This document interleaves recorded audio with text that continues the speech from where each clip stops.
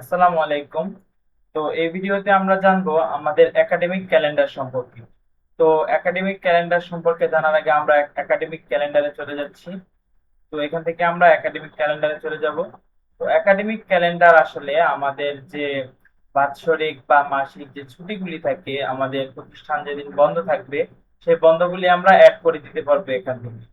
তো আমরা একটা হলিডে কিভাবে অ্যাড করতে পারি বা ছুটির দিন কিভাবে অ্যাড করতে পারি, চলুন সেটা দেখে নেওয়া যাক। ছুটির দিন অ্যাড করার জন্য আমরা অ্যাড হলিডেতে যাব।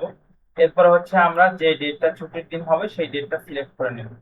তো উদাহরণস্বরূপ আমরা হচ্ছে আগামী 28 তারিখে একটি বন্ধ দিব। তো আমি 28 তারিখের ডেটটা সিলেক্ট করে নিচ্ছি, বন্ধের একটা নাম দিয়ে দিচ্ছি। হতে পারে এটা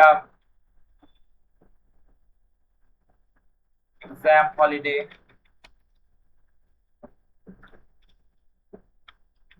বা যে কোনো একটা নাম দিয়ে দিব। আর এটা হচ্ছে একটা টাইপ সিলেক্ট করে দিচ্ছি, যেমন সরকারি ছুটি নাকি একাডেমিক ছুটি নাকি স্পেশাল একটা হলিডে বা কিছু একটা। তো আমি দিয়ে দিচ্ছি একাডেমিক হলিডে। এখানে ছুটি সম্পর্কে যে কোনো একটা ডিসক্রিপশন লিখতে পারি আমরা চাইলে। তো যখন আমাদের সবকিছু সিলেক্ট করা হয়ে যাবে তখন আমরা সেভ করে ফেলবো।